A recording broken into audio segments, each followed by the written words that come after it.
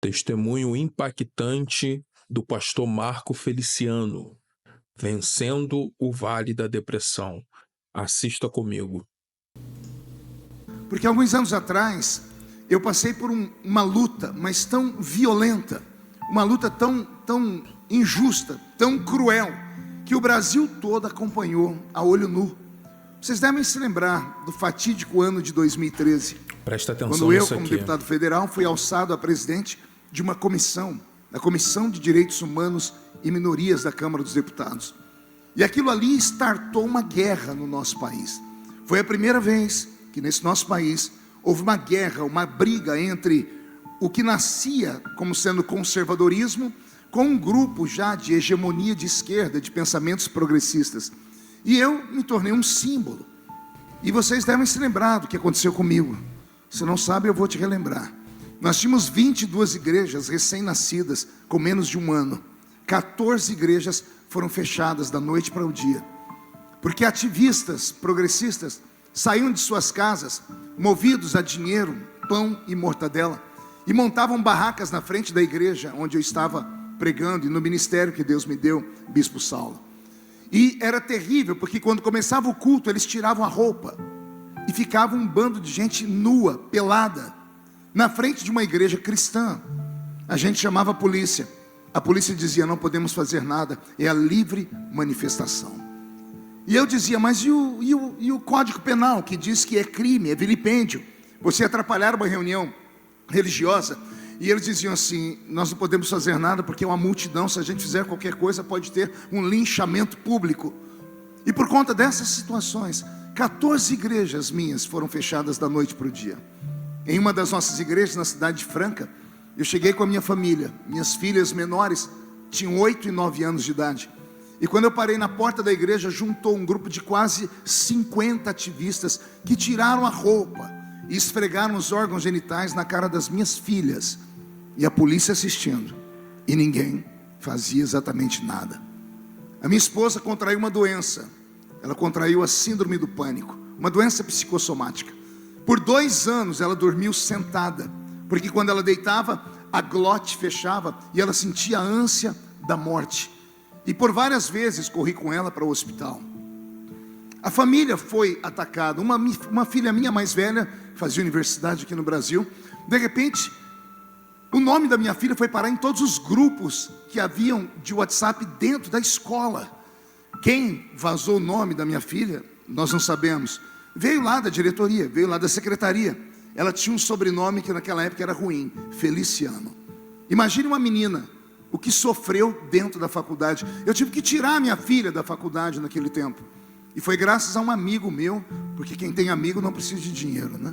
Um grande amigo nos Estados Unidos que ficou com pena e disse: eu estou mandando a passagem, manda sua filha para cá porque eu vou cuidar dela. E minha filha foi cuidada por 1 ano. Eu aguentei calado humilhações que poucos aqui dentro suportariam.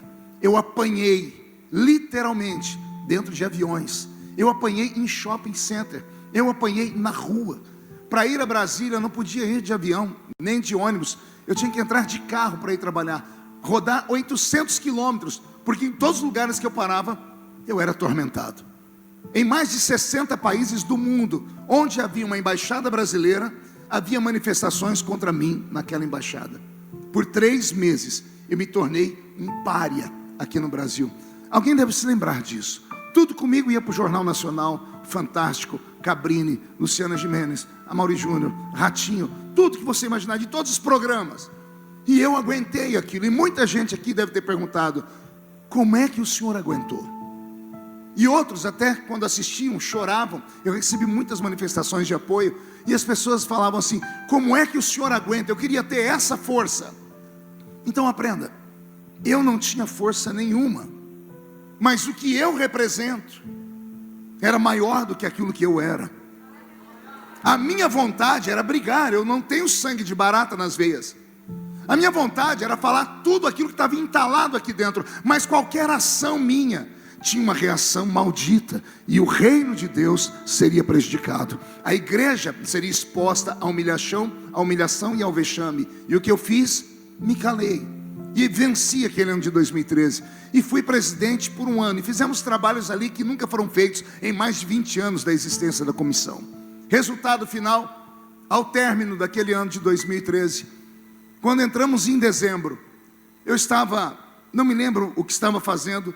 Eu sei que instantaneamente, não sei se foi uma mensagem, um barulho, uma música, eu sei que algo startou dentro de mim um gatilho. E esse gatilho me jogou em uma cama. E eu fiquei com depressão profunda. Eu, pregador do evangelho, que sempre imaginei que depressão profunda tinha a ver com o mal, o maligno, depois descobri que o maligno usa a depressão, mas a fonte original não é o maligno, mas sim uma enfermidade na alma, uma doença no espírito. E não há remédio que cure a alma, não há remédio feito por homens que cure o espírito. Até os psiquiatras até dão Rivotril, Lexotan e outras drogas a mais. E essas drogas até fazem um efeito, porque mexem com a adrenalina. E quando acende a droga, a pessoa fica vidrada, passa o mal-estar. Mas acabou a droga, ela cai dentro de um buraco de novo. Porque não há cura na esfera humana para uma doença que é na alma. Só existe uma maneira de curar a alma. O remédio é esse livro aqui. Aleluia. Porque está escrito, a palavra de Deus é viva e eficaz. É uma espada aguda de 2 fios, que vai na divisão da alma e do espírito. Somente esta palavra cura o homem. E se há porventura alguém aqui dentro que está passando por um momento de depressão profunda, com isso já diagnosticado, se tem algum parente, eu vou te dar 3 caminhos. Primeiro, procure um psicólogo, procure um profissional de saúde mental. Não tenha preconceito nem medo. Crente também pode deitar em divãs, e é necessário, até porque o psicólogo não vai te dar remédio. Ele foi treinado para startar coisas dentro de você com conversas. Ele vai conseguir despertar em você e de repente descobrir como foi que tudo começou, e assim extinguir essa enfermidade da alma. Segundo, peça apoio para a sua família. Família é tudo nesse momento. A família não precisa vir ficar falando no seu ouvido, ela só precisa te abraçar. Se a família te abraçar, é meio caminho andado. E terceiro, procure uma igreja, mas não procure uma igreja qualquer, procure uma igreja viva, uma igreja onde o culto seja extremamente fervoroso. Sente perto de crentes malucos, aqui está cheio deles, eu tenho certeza disso. Sente perto de gente que grita, que pula, que agarra o diabo pelo chifre, que esfrega a cara do diabo no chão, porque fazendo isso, o céu vai se misturar com a sua alma, e o Senhor vai te dar um poderoso milagre. Posso ouvir um grito de glória a Deus por esta palavra? Depressão profunda. Cheguei à seguinte conclusão: o que é a depressão profunda? Ela é um acúmulo de frustrações de um passado que você não conseguiu resolver, somado a frustrações de um futuro que ainda não existe, mas que você fica pensando nele dioturnamente. É você deitar na cama e ficar pensando: como vai ser a vida do meu neto? Em que mundo a minha netinha vai viver? Como será daqui 5 anos? E se mudar o governo? E isso e aquilo? Isso cria uma ansiedade. Soma-se a essa ansiedade todas as frustrações de um passado que você não conseguiu resolver, e apimente tudo isso com traumas. Traumas provocados por pessoas que deveriam pelo menos te respeitar, mas não te respeitam, porque o pensamento delas é maior dentro delas do que aquilo que você possa imaginar ser para ela. Então, quando tudo isso acontece na nossa vida, a nossa alma adoece. E quando a alma adoece, a vontade de viver se esvai. É horrível, é terrível. Eu que sempre fui vivaz, sempre fui bem expansivo, contador de histórias. Bispo Saulo me conhece há muitos anos. Sempre alegre, sempre com um sorriso nos lábios, sempre vencendo tudo. Agora eu estou deitado em uma cama, esperando a morte, não querendo tomar banho, não querendo me trocar, não querendo conviver comigo mesmo em detalhes, sem saber o que está acontecendo aqui dentro.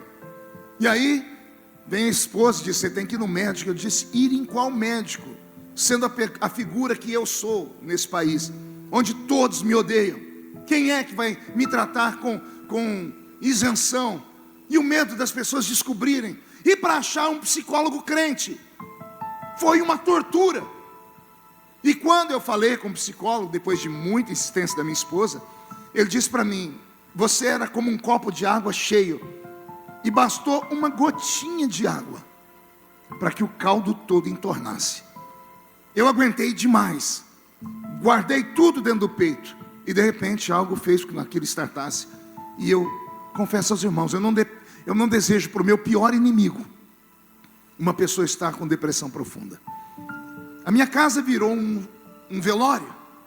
Eu moro numa casa que só tem mulheres, e sou apaixonado por elas, e lá eu sou muito querido. Eu não queria conversa com ninguém. A comida perdeu o sabor, o perfume perdeu o cheiro, as cores perderam o brilho, e eu pedi a Deus a morte. Um belo dia minha esposa entrou no quarto com o celular e disse: olha, tem um amigo seu ligando. E eu não queria conversar com ninguém, já havia dito que eu não queria falar com ninguém, mas ela insistiu muito. Quando eu atendi, era um amigo meu que mora lá em Israel. Ele é um judeu, nascido em Israel, mas filho de brasileiros, que fala muito bem os dois idiomas, é um empresário bem sucedido. E ele ficou sabendo da minha história. Eu até fiquei com raiva, como é que a história chegou lá do outro lado do mundo. E ele disse: olha, eu estou sabendo o que você está passando, eu quero te dar um presente. Eu falei: qual? Eu quero tirar você do Brasil e sua família. Vem passar uma temporada aqui em Israel. Eu vou mandar tudo para você, passagem, hotel, tudo. Quando eu fui falar não, as meninas, minhas filhas, entraram no quarto, fizeram aquela carinha de choro, né? Pai, por favor, pai, férias. Por elas, eu aceitei. E eu fui para a Terra Santa. Eu já conhecia a Terra Santa. Eu entrei num hotel muito chique, eu não queria sair do quarto do hotel. As meninas saíam, voltavam, e eu não saía nem para tomar café. Um belo dia, 1h da tarde, 1h30, elas estavam almoçando, e eu dentro do quarto, bateram a porta do quarto. Quando eu abri a porta do quarto, me deparo com um rabino messiânico, usando aquela roupa escura, aquele cabelinho aqui trançado, aquele chapeuzinho preto, ele bem fofinho, né? A lá Papai Noel, aquela barba dele parecendo um algodão, né? Quando eu olhei, tem um imã aquela barba. Eu olhei, eu já queria apertar ela, né? Ele com aqueles olhinho assim, bem rasgadinho, aquele óculos fundo de garrafa, aquelas bochechas rosadas, parecia um personagem de filme. E ele falou comigo num português meio arrastado, dizendo assim: ô pastor, eu sou amigo do seu amigo, e ele me contou sua história, e eu vim curar o senhor. Eu falei: eita cabra bom. Eu falei: você vai me curar? Ele disse: eu vou curar o senhor. Eu disse: então pode entrar. Aí ao invés de entrar, ele inclinou aqui para a direita, porque eu só vi a porta. Do lado de fora, no corredor do hotel, estavam os apetrechos de cura dele. Ele pegou uma lata de óleo de oliva de 5 litros e levantou ela. Quando eu vi aquela lata de 5 litros de óleo e um saco com um monte de linha vermelha, eu falei: Jesus, o que ele vai fazer? Eu fui entrando já imaginando ele abrindo aquela lata e me jogando um óleo em cima da cabeça, porque é isso que esses crentes meio malucos fazem, né? E eu falei: o que você vai fazer? Ele disse: eu vou ungir seu quarto inteiro. Eu disse: pode ungir. E eu fiquei sentado na cama vendo ele. Gente, onde tinha 1 metro quadrado, ele ia lá e passava óleo. Ele foi botando esse negocinho vermelho, que ele ia amarrando na mala. Ele era um judeu messiânico, meio cabalista. Ó, que não dá nem para explicar o que ele era, né? O que seria lá fora macumba, com ele era uma boa cumba. Entendeu? Mais ou menos isso, uma boa cumba. Depois que ele fez as benesses dele, ele veio, orou por mim, colocou a mão, ele soltou umas, brahá que fala, quem conhece judeu aqui, eles vão fazer umas orações, umas bênçãos, acho que é brahá. Olha, eu vou fazer uma brahá para o senhor. Eu falei: então faça brahá, né? E depois que ele fez, dá 1 hora de sessão, de descarrego, né? E ele olhou para mim e disse: como o senhor se sente? Eu disse: do mesmo jeito. Ele coçou a cabeça, olhou para mim, apertou aquela barba, fez assim, falou: então vamos para o plano B. Eu disse: qual é o plano B? O senhor tem que sair daqui agora e entrar comigo no meu carro. Eu vou levar o senhor num lugar muito santo aqui em Jerusalém. Eu disse: não quero. Eu disse: o senhor tem que ir, porque senão seu amigo não me paga.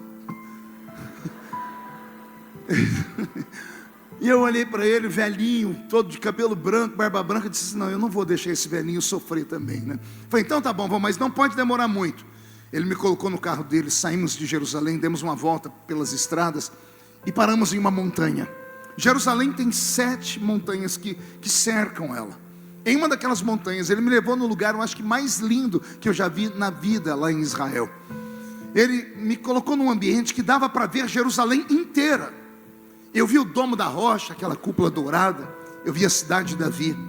Eu vi o horto. Eu vi ali o jardim do Getsemane.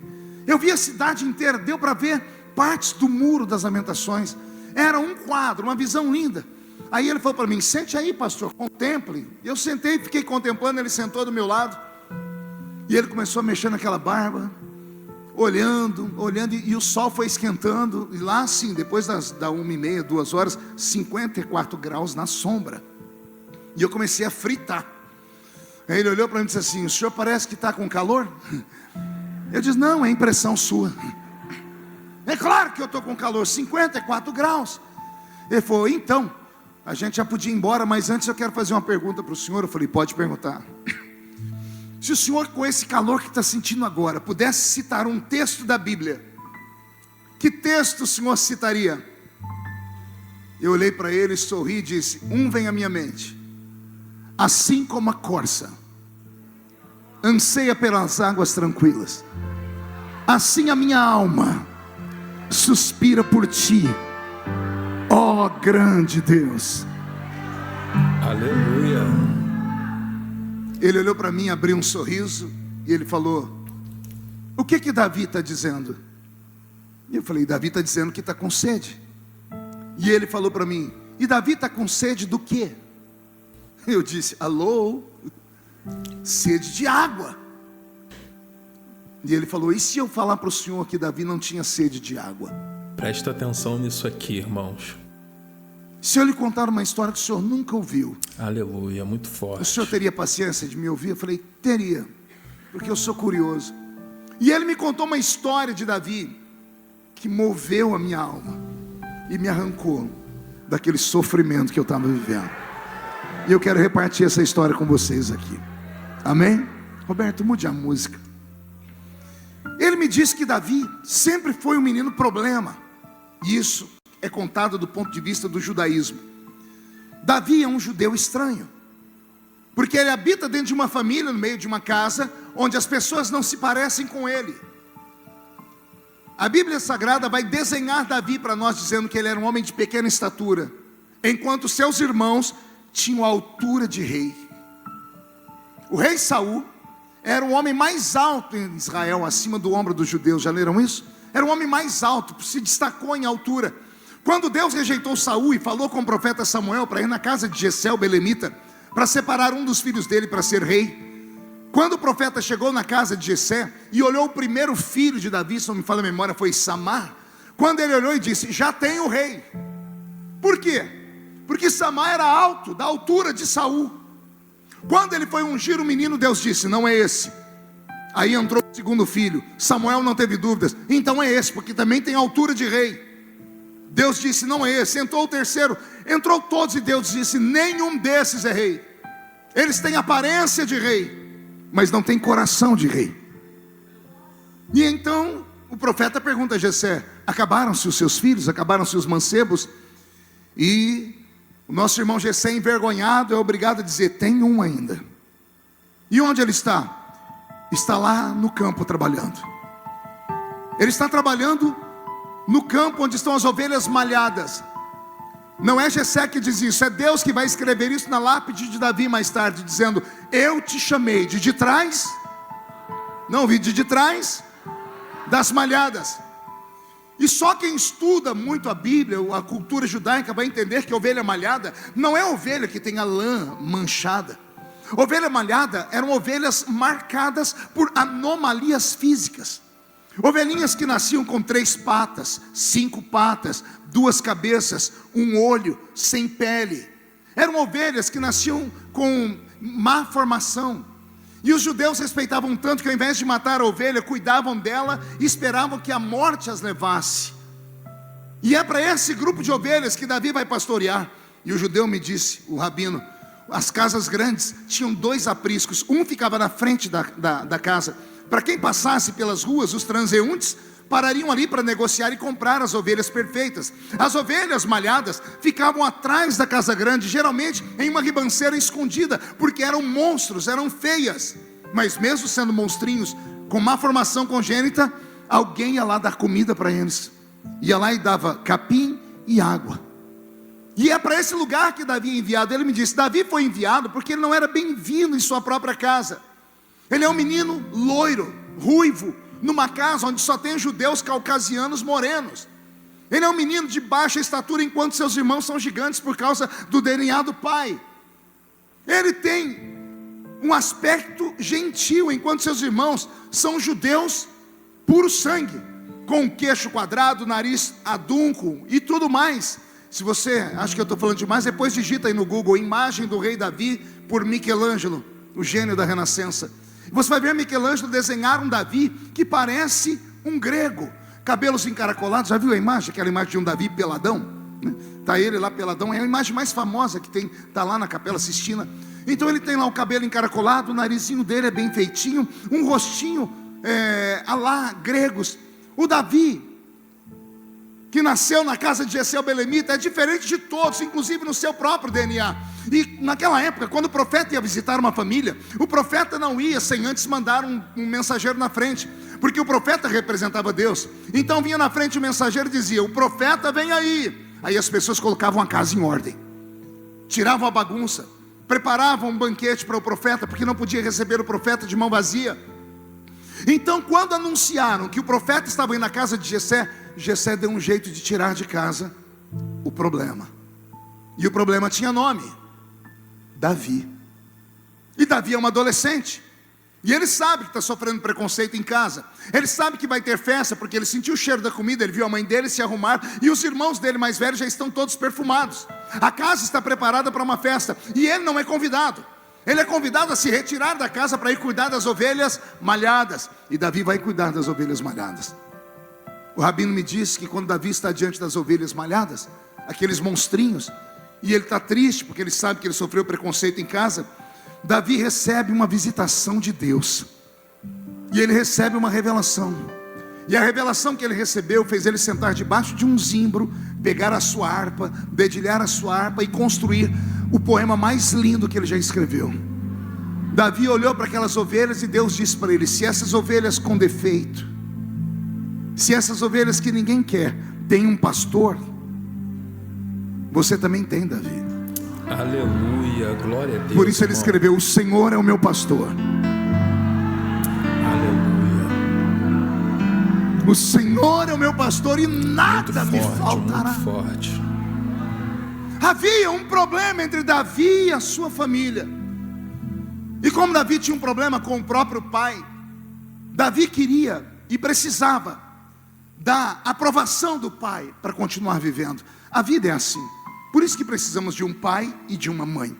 A mãe, ela é o colo. A mãe é a paixão. O pai é a aprovação. Uma criança, para crescer de uma maneira perfeita, pelo menos intelectualmente, ela precisa da aprovação do pai e do beijo e do abraço da mãe. Assim é a regra. É claro que existem exceções, existem arranjos familiares. Eu fui criado em um arranjo familiar. A ausência de pai, somente a mãe. Mas eu tinha o meu avô. Meu avô foi a figura física, então eu tinha nele a aprovação. É preciso isso. Fora isso, as crianças crescem com distúrbios, problemas emocionais, que agora não é visto, mas lá na frente, assim que startar algo dentro delas, o gatilho ser ativado, serão crianças problemáticas. E Davi precisa da confirmação, da afirmação do pai. E o que é que ele faz? Para conquistar o pai, ele faz aquilo que todo menino judeu fazia. Pergunte o quê? Caçava. Alguém lembra de Isaac? Quando está para morrer, está cego, ele chama Esaú e diz: antes de eu te dar a bênção, vai caçar uma caça e faz para mim um guisado. Era cultural, o pai, para aprovar o filho, tinha que mostrar aos vizinhos, à família, que o filho era corajoso, que o filho era destro, que o filho era bom. E então Davi quer conquistar o pai dele. O que é que ele faz? Ele quer levar uma caça exótica para o seu pai. O pai dele já tem todo tipo de carne, é fazendeiro, ele tem boi, ele tem vaca, ele tem ovelhas, ele tem cabritos. O menino então, para conquistar o pai, tem que levar para o pai uma carne de um animal exótico. E qual é o animal que Davi vai caçar? Um cervo, ou uma corça. E Davi vai em busca de uma corça, sendo homem semita da terra, conhecia a arte da caçada. Ele sai pelo meio das montanhas procurando as pegadas de uma corça. Uma corça, um animal que chega a pesar de 200 a 250 quilos. Um animal extremamente veloz, um animal extremamente arisco, que tem percepção através da sua audição e do seu olfato. É muito difícil se aproximar de uma corça ou de um cervo. Então o caçador tem que ser um exímio caçador. E quando Davi percebe pelas pegadas no chão que há uma corça naquele ambiente, ele sai procurando as pegadas e ele enxerga a corça ao longe. Disse o rabino que quando Davi enxergou a corça, Davi se espreitou, para não deixar que o vento detectasse, levasse o seu cheiro, ou que o barulho fizesse com que a corça percebesse. E Davi vai se espreitando, andando com dificuldade, porque ele quer atingir uma distância com a corça, onde a sua flecha será certeira. O rabino diz que quando Davi está chegando perto da corça, aparece um outro caçador na história. E com esse caçador não dá para brigar. Aparece um leão, o famoso leão da montanha. E o leão também está esfomeado, ele quer aquela corça. E ele também sabe que ele não pode se mostrar muito, senão a corça vai sair correndo. A corça é mais ágil do que o leão. Só que o leão tem mais resistência do que uma corça. Ele é mais forte. A corça é mais rápida, o leão tem mais resistência. Vai guardando essas informações que você já vai entender. Davi sabe que não dá para brigar com o leão, mas Davi também sabe que o leão não vai conseguir levar aquela corça inteira para casa, porque ela é muito pesada. Então o leão vai matar a corça, vai arrancar um pedaço e vai comer para suas energias voltarem, vai pegar um outro pedaço e levar para a sua família, a família da sua família de leões, e o que sobrar, Davi pode pegar um pedaço e levar para o pai dele. Então Davi fica à espreita. Agora Davi não olha mais para a corça, ele olha para o leão. Então Davi está atrás do leão, que está atrás da corça. Quem enxergou essa cena? Então dá um glória a Deus aí. Quando o leão está a uma certa distância, que não tem mais como se esconder, e a corça percebe, a corça se desespera, porque ela vê que ele é um predador natural. Ao se desesperar, o coração dela acelera, a adrenalina é descarregada no seu corpo, e enzimas são liberadas pelas suas glândulas sudoríparas, e a corça começa a transpirar. E quando ela começa a transpirar, o leão pega ela no cheiro. Quando ele sente o cheiro do suor dela, a corça está condenada. Pergunte por quê? Ela pode correr para onde for, o leão vai atrás dela, porque a corça deixa, Bispo Saulo, um rastro invisível. Ela deixa o cheiro do medo. A corça some e o leão continua correndo atrás de nada, porque Davi não está vendo mais a corça, e o leão não está se preocupado com isso, porque ele tem um rastro do cheiro. Assim como nós assistimos em filmes, esses cachorros que pegam um pano de uma pessoa, uma roupa, esfregam no nariz deles, eles vão e acham a pessoa enterrada, acham a pessoa jogada em árvores. O leão tem esse dom, colou no nariz dele o cheiro. A corça pode ir para os quintos dos infernos, o leão irá até o inferno atrás dela. A corça é mais rápida, por isso ela desapareceu, mas o leão é mais resistente. Vai chegar uma hora que ela não vai conseguir correr mais, e o leão, por força, vai chegar e vai pegá-la. O destino da corça é a morte, e Davi sabe disso. O rabino diz que Davi sai do alto da montanha, porque o leão também sumiu, ele vai pelas pegadas. E quando Davi está no alto da montanha, ele olha lá embaixo, e lá embaixo tem um ribeiro de águas, e o leão está parado na frente do ribeiro de águas, parado, cabeça erguida, fungando à direita, à esquerda, procurando o cheiro da corça. E o cheiro sumiu. E o leão agora tem que agir por instinto, escolher esquerda, direita, ou voltar para casa frustrado. E Davi espera o leão sumir, e o leão some, e Davi também está frustrado. Só que como ele correu muito, ele é obrigado a ir lá beber água. E quando Davi se curva no ribeiro e está bebendo água, ele ouve um barulho a uns 5, 6 metros dele, numa moita de capim, de plantas. E quando Davi olha, quem é que se levanta de trás da moita? A corça. A corça se levanta. Davi prepara o arco e a flecha, porque ele está perto dela. A corça se levanta, mas não fica parada, ela se sacode. E quando ela se sacode, ela joga água para todos os lados. E Davi esconde a flecha. E Davi começa a chorar. E ao invés de Davi matar a corça, Davi eterniza a corça. Porque Davi entendeu, disse o rabino, que a corça não estava correndo atrás de águas porque ela tinha sede. Ela correu atrás das águas porque ela precisava de proteção. Como? Quando ela viu o ribeiro de águas, ela entrou no ribeiro e foi mergulhando.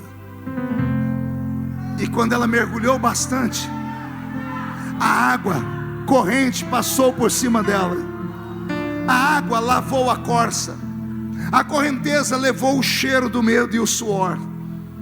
A corça está mais calma porque a água fria fez o coração dela desacelerar. A corça está agora com um manto de água, um manto de invisibilidade. Ela olhou a moita e se escondeu atrás da moita. O leão correu atrás dela por quilômetros sem vê-la. Sem vê-la, ele sabia onde ela estava. E agora ele está perto dela, a metros, e ele não enxerga a corça. Por que ele não enxerga a corça? Porque a corça mergulhou nas águas. Aleluia, louvado seja Deus. Aí Davi gritou: assim como a corça suspira pelas águas tranquilas, assim a minha alma suspira por ti, ó grande Deus. Recebe de Deus aí. Aleluias, aleluias, aleluia. Eu me emociono todas as vezes que lembro disso, porque quando ele me contou essa história, eu fiquei perplexo, emocionado. Aí o rabino chegou bem pertinho de mim e foi arrastando aquele popozão dele, ele era gordinho. Ele encostou em mim, ele me deu um abraço, veio aqui no meu ouvido e falou uma única palavra. Essa palavra me salvou. Ele disse assim: mergulha.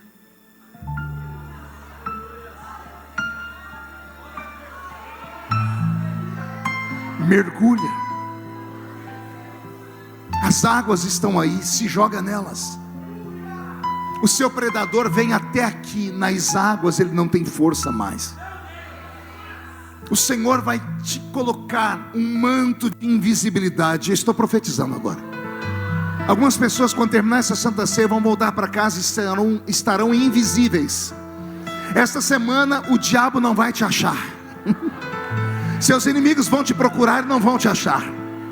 As pessoas vão tentar contra a sua vida e não vão encontrar. Vão perguntar: o que aconteceu? Foi chá de sumiço? Não, é que você mergulhou nas águas, e as águas te deixaram invisíveis. E o diabo não terá poder nem sobre você, nem sobre os seus filhos, nem sobre a sua casa, nem sobre os seus negócios, nem sobre os seus sonhos. Eu estou profetizando. Se alguém acredita, pegue a profecia. O Senhor está te tornando invisível nesta noite, e o diabo que se lasque no inferno. Glória a Deus.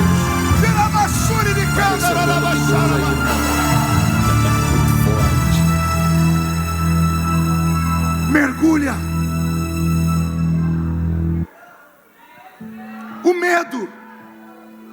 O medo que você está sentindo está te denunciando. O diabo sente o cheiro do medo. Animais irracionais sentem. Alguém aqui já teve uma experiência com um cachorrinho, aquela porcariazinha chamada chihuahua? Já viu? O bichinho é desse tamanho. Você vai chegando perto dele, está tudo bem. De repente, do nada, ele parece que ele recebe um espírito esquisito, que ele começa. Ele pensa que ele é um pitbull. Pergunte por quê? Porque você olhou e receou. Quando você teve receio, tem pessoa que tem fobia de cão. Quando você receou, o seu corpo desandou. Uma descarga de adrenalina, sem você perceber, correu o seu corpo, e as enzimas do medo saíram, e ele sentiu o cheiro. Por isso ele cresceu para cima de você. Eu fui criado na roça, eu fui cortador de cana de açúcar, e eu me lembro que um dia na roça, lá vem meu avô querendo me colocar em cima de um cavalo. Mas aquilo não era um cavalo, era uma coisa parecida a um cavalo. Porque cavalo é bonito, é forte. Aquilo tinha uma barrigueira desse tamanho. Aquele cavalo que meu avô me colocou em cima, ele parecia muito aquele cavalo do Pica-Pau, o pé de pano. Quem lembra do pé de pano? Aquela jegueira lá. Meu avô me colocou em cima de um cavalo igual aquele lá, um pangaré. E comecei a mandar. Não é que o cavalo percebeu que eu estava com medo. Ele se emplumou. Ele pensou que ele era um cavalo manga larga. Porque ele saiu num trote, numa corrida. Ele me jogou em cima de um pé de café. Eu me estrumbiquei todo. Aí lá vem meu avô. Ei, medroso. Eu falei, não é medo não, vô, eu escorreguei. Ele falou, é medo sim, porque até o cavalo sabe que você tem medo. Olha só, meu avô, um homem sem cultura, sabia que animais sentiam o cheiro do medo. Demônios também sentem. Por que você acha que a Bíblia Sagrada diz: se te mostrares fraco, no dia da peleja, pouca será a sua força? Porque o diabo sente o cheiro do medo. E eu não estou falando da sua aparência física, não. Porque demônios não enxergam carcaça, eles enxergam a sua alma. Eles veem o que tem dentro de você. Lembra do episódio de Jesus chegando em Gadara? Ele entrando no cemitério. Lá vem um homem possesso por espíritos malignos. O homem arrumou força nos braços e partiu para cima de Jesus, que ele queria quebrar Jesus numa briga. Enquanto estava longe, ele veio correndo. Quando ele foi chegando perto de Jesus, o demônio se inclinou e disse para Jesus: que temos nós contigo, ó Cristo, Aleluia. filho de Davi? Jesus não era conhecido ali. O homem de longe olhou, ele só viu a carcaça por fora. É mais um judeu, é mais um ser humano, vamos pegar ele. Quando os demônios chegaram perto e olharam, eles não viram Jesus. Eles viram quem estava dentro dele. Jesus era a embalagem, que dentro dele estava cheio de Cristo. Os demônios olharam e quando viram quem estava dentro de Jesus, se curvaram. Que temos nós contigo, ó Cristo, filho de Davi? Vieste nos atormentar antes do tempo? Demônios olham por dentro. Por isso nessa noite você não pode sair daqui do jeito que você entrou. E você também não pode ficar aqui nesse culto do jeito que você está. Isso aqui não é um velório, isso aqui é um culto de guerra. É um culto de festa. Não basta você ser crente. Ah, pastor, eu entrei na igreja. Entrar na igreja qualquer um entra. Eu quero ver você entrar no culto. O culto é um pouquinho melhor, é um pouquinho maior. Não adianta ficar aqui no culto de braço cruzado, de perna cruzada, mascando essa desgraça desse chiclete, olhando o pregador, esperando que eu tenha na mão uma varinha de condão, que eu bata 3 vezes, diga abracadabra e o céu caia sobre você. Isso não acontece. Isso aqui não é um teatro, isso aqui não é um cinema. Aqui é um quartel-general. Soldados que vieram para a guerra, não gritem agora não. Dê um berro de glória a Deus bem forte.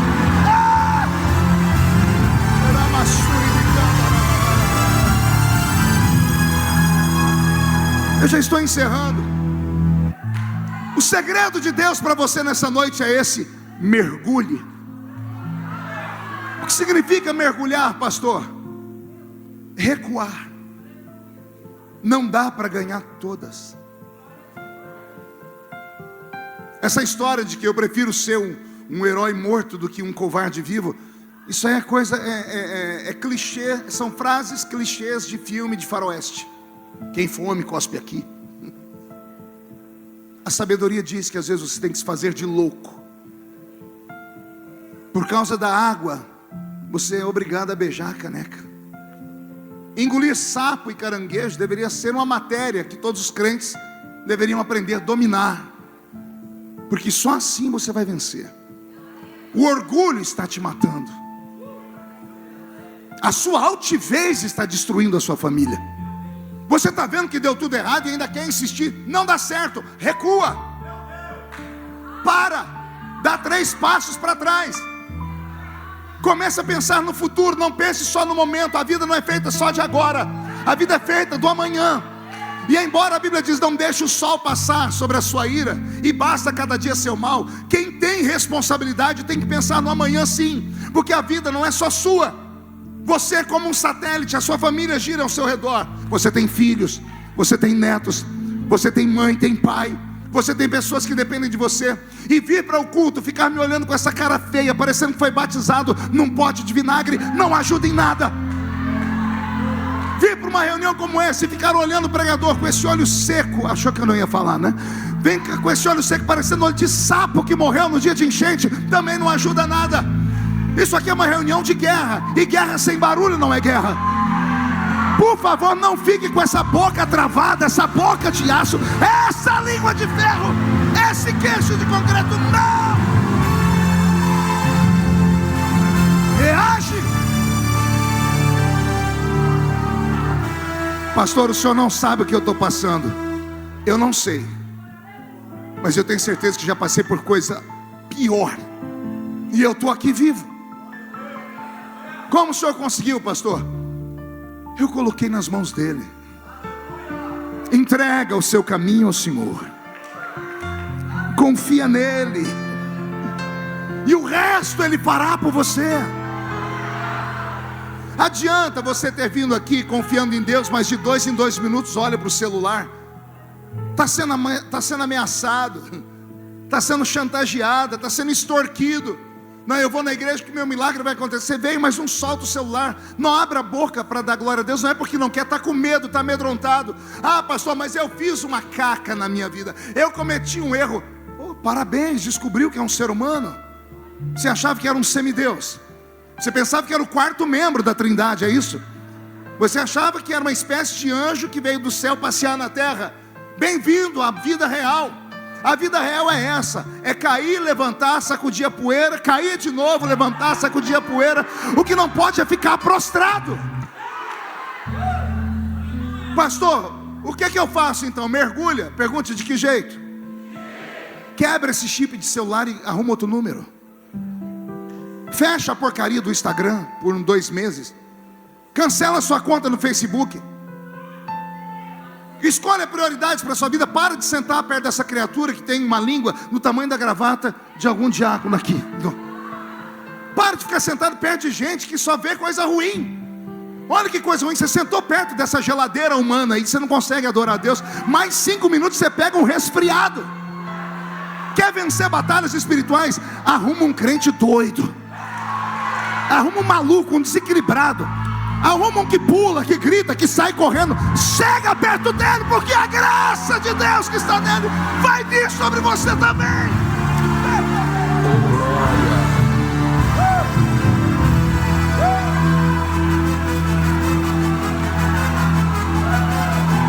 Eu estou com meu corpo todo arrepiado. Deus está aqui. Recebe esta graça.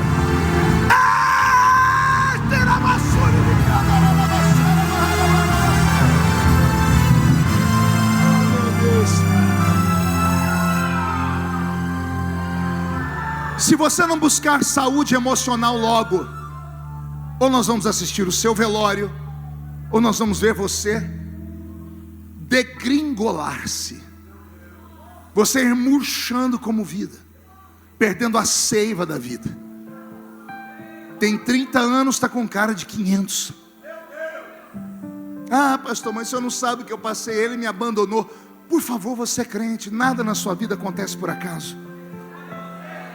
Ou você acredita que Deus mandou o que Ele permitiu? Não tem uma terceira via. Você não é um indigente, você é filho. O seu pai tem controle. Tudo na sua vida ou Ele permitiu ou Ele mandou. Então olhe por outra perspectiva. Não foi Ele que te abandonou, foi Deus que te livrou dele. Está entendendo? Não foi aquele emprego que fechou a porta. Deus te tirou de lá porque você era muito melhor do que aquilo lá. Comece a ter outra perspectiva de vida. Comece a entender que você não é normal. Se fosse normal não estava aqui, estava em casa assistindo Fantástico. Veio para cá porque você sabe que o que é fantástico dá para acontecer na sua vida.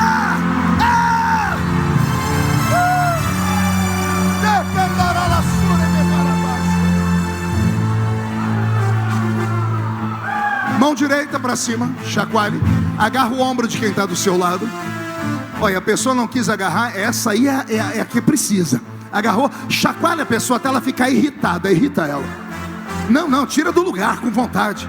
Diga: Deus te trouxe aqui para isso. Sacode com força, sacode. Diga: para isso. Deus te trouxe aqui para sacudir a sua vida.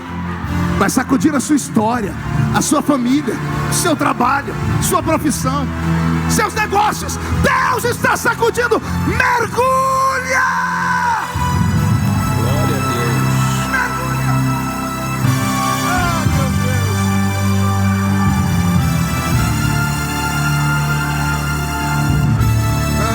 Deixa eu encerrar. Eu era menino.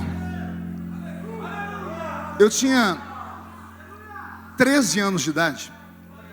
E lá na minha cidade havia um grupo, Bispo Saulo, de meninos chamados Guarda-Mirim. Era uma entidade cuidada pelo Lions Club e o Rotary Club, que dava oportunidade para meninos de periferia se encontrarem na vida. E como eu era filho de mãe solteira, um monte de problemas, morava num muquifo. Nós morávamos em 12 pessoas em 2 cômodos. Você consegue imaginar o que é isso? Imagina você de noite acordar e falar: mãe, a minha perna sumiu. E a sua mãe falar: você está doido? Eu falei: não, mãe, eu estou coçando a perna e não estou sentindo. A sua tia gritar: você está coçando a minha perna. Na minha casa, panela e pinico era uma confusão. Ninguém sabia onde estava um ou outro. Pobreza extrema, miséria. Então eu me tornei guarda-mirim, me destaquei na guarda-mirim e me tornei o primeiro sargento da guarda-mirim. E aí, era um dia das crianças lá na minha cidade e o prefeito inaugurou um lugar chamado Centro de Lazer, bem num lugar bem pobre, numa periferia. E nós, guardinhas, fomos fazer a segurança, porque era dia das crianças e eles queriam honrar, botar crianças para cuidar de crianças. E quando chegamos lá, alguém contou para o capitão que era meu aniversário, porque eu nasci no dia 12 de outubro, eterna criança, né? Síndrome de Peter Pan, né? Aí o capitão falou: Feliciano, é seu aniversário hoje? Eu disse: sim, senhor, capitão. Ele disse: então hoje vou te dar um presente, você está livre para curtir o centro de lazer. Como eu já sabia que isso ia acontecer, eu levei um short, porque eu vi uma piscina olímpica, que eu nunca tinha visto uma piscina bonita daquela. Quando abriram a porteira para entrar as crianças na piscina, eu fui junto. A piscina cabia 100 crianças, entrou 500. Mas era criança de periferia, é toda exclusiva, 90% delas com o nariz escorrendo. E assim, estava maduro, sabe? Eu olhava na cabeça de alguns, os piolhos davam pancada um no outro para ocupar espaço. As pernas cheias de, a gente chamava de pereba. Alguém já ouviu essa palavra? Hoje as crianças não têm mais pereba, Sal. Na nossa época tudo, tinha frieira no dedo, tinha cobreiro. Era um monte de trem que, graças a Deus, foi extirpado do Brasil. Mas essas crianças estavam tudo desse jeito. Imagina essas crianças dentro de uma piscina. Eu olhei para o lugar mais raso, você não conseguia levantar. Quem levantava o braço não abaixava mais. Aí eu vi o lugar mais fundo, tinha mais espaço, e disse: é ali que eu vou entrar. E eu pulei. E eu sabia nadar um pouquinho. Mas pense no inferno. Moleque agarrando a cabeça do outro, é tapa para cá, é uma loucura. E aí, como aqui em cima não tinha paz, eu respirava e mergulhava. E eu gostei do mergulho. Naquela época passava uma série na televisão chamada O Homem do Fundo do Mar. Será que alguém aqui assistiu? Tem uns velhinhos aqui, me ajuda aí, não me deixe sozinho não. Isso. O nome do rapaz era Mark, lembra? E o meu é Marco, tudo a ver. Mark e Marco. E o Mark, ele nadava assim, ó, era igual um peixinho, né? Olha só. E aí eu falei: eu sou o Marco. E comecei a nadar igual um peixinho. E eu comecei a tomar gosto. Eu saía, respirava, prendia o fôlego e ia. Teve uma hora que eu consegui descer até o fundo da piscina. E eu parei, fiquei pairado de verdade assim. E eu olhei para as paredes, azulejo branco, água azulzinha. Aqui embaixo não tinha barulho nenhum. Eu olhava aqui para cima, aquelas perninhas batendo, né? E imaginava o que estava acontecendo. Mas aqui embaixo era uma calmaria. Alguém já mergulhou assim? Os que não levantou a mão é tudo assembleiano. Não vai em piscina, não vai em praia, né? É proibido. Coisa ruim. Deixa eu perguntar de novo. Quem já mergulhou aqui? Aham. Então você sabe do que eu estou falando. A sensação, a alegria, a paz que você tem é única. E aí eu estava lá embaixo, né, curtindo aquele momento zen. Aí começou a faltar oxigênio, o pulmão vai ardendo, a gente começa a nadar e põe a cabeça para fora da água. Quando eu coloquei a cabeça para fora da água, o mundo caindo aos pedaços. Criança brigando, nariz escorrendo. Eu falei: aqui não é lugar para mim, eu devia ter nascido um peixe. Aí eu respirei e mergulhei de novo. Mergulhei e consegui sentar no fundo da piscina, parecendo um monge tibetano. Era muito gostoso lá embaixo. Levantei, saí de novo, respirei. Na terceira vez que eu desci, cabeça de criança tem que ser estudada pela NASA. Lá embaixo, eu lembrei de um filme que eu tinha assistido fazia uns 4 dias, chamado Platoon. Esse ninguém viu. Tem uns aí, só 2 levantou a mão, o resto é tudo falso. Quem assistiu Platoon aqui? É um ícone dos filmes americanos de guerra, da guerra do Vietnã, americanos contra Vietcongues. É um filme muito bonito sobre a guerra, retrata muito a realidade. E tem uma cena no filme que ela é icônica, é única. Um americano pula dentro de um lago, porque ele percebe que os inimigos estão chegando e ele está sozinho. E ele prende a respiração por uns 2, 3 minutos e fica dentro da água com uma metralhadora em punho. E aqui na flor da água aparecem uns 10 Vietcongues. Começam a fumar, conversar, falar aqueles idiomas que a gente não entende. Todos param com a arma. O americano aqui embaixo ficou olhando por cima da água, por baixo da água, vendo a silhueta deles, esperando eles se dispersarem. E quando eles não prestavam atenção em mais nada, o americano levanta da água. Só que ele levanta, a cena é em slow motion, né? Vem em câmera lenta. Ele com a arma aqui, ele levanta e começa. A música do filme aumenta, vem uma emoção, porque o nosso herói venceu a guerra. Eu estou lá dentro da água. E eu lembrei do filme. Aí foi faltando oxigênio. Eu fui levantando, só que ao invés de sair de uma vez, eu disse: agora é a minha vez. Armei a minha arma, arminha lá Bolsonaro. Saí da água em câmera lenta. Saiu o cabelo, a testa, os olhos. Quando saiu o nariz, eu fui apontar minha arma. Na minha frente flutuou um cocô.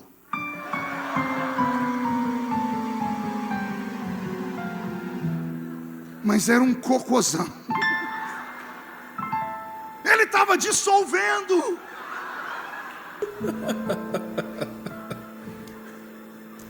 Jesus. Quando eu vi aquele negócio, eu desisti. Voltei minha arminha para baixo e mergulhei de novo. Eu contei essa história de propósito, queria ver vocês rirem um pouquinho. Mas tem um ensinamento aqui. Quando tudo aqui em cima está podre, mergulha.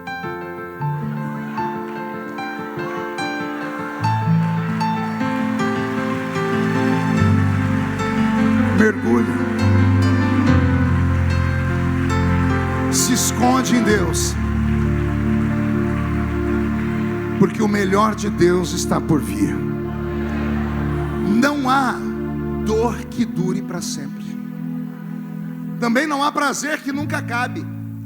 A vida é uma eterna roda gigante. Se você está aqui embaixo querendo sair da vida porque a roda parou de girar, dá tempo ao tempo.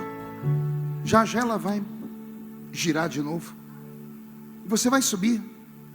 Nada é estático no universo. Daqui a pouco você vai estar aqui em cima. E quando estiver aqui em cima, não cospe em quem está lá embaixo, porque já fizeram isso com você. E daqui a pouco está aqui em cima, não se acostuma, porque ela vai girar de novo. Essa é a existência. Não dá para ter tudo na vida.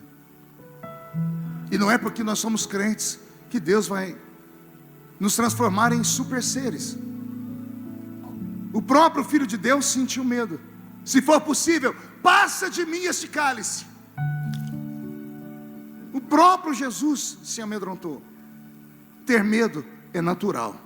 Se entregar ao medo, não é. Confia no Senhor. Dá tempo ao tempo. O que hoje parece ser o fim, amanhã vai ser motivo de risadas. E eu vou profetizar. Vai chegar um tempo de tanta alegria na sua vida, que você vai emendar uma gargalhada na outra. Vão achar que você é louco. E quando perguntarem o que foi, você vai dizer: chegou o tempo da minha alegria. Há um Deus no céu te olhando. A sua alma está em prova. E o Senhor me trouxe com esta palavra só para te dizer que dá para atravessar o rio. Eu estou vivo.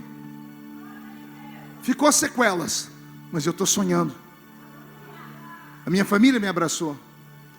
Hoje nós nos apoiamos mais do que antes. Hoje minhas filhas viram que eu não sou um super-homem. Porque às vezes alguém na família a gente acha que tem tudo e não tem tudo. Então, tem horas que a gente só tem como refúgio chorar. E Jesus te trouxe hoje aqui só para curar você. Incline a cabeça. Irmãos, esse testemunho é muito forte. O que ele relata aqui fala poderosamente aos nossos corações. Eu quero te convidar a você a se inscrever aqui no canal, a nos seguir aqui na rede. Eu creio que Deus ele tem coisas poderosas a realizar na tua vida. Amém? Nos siga para mais vídeos. Deus abençoe tua vida poderosamente.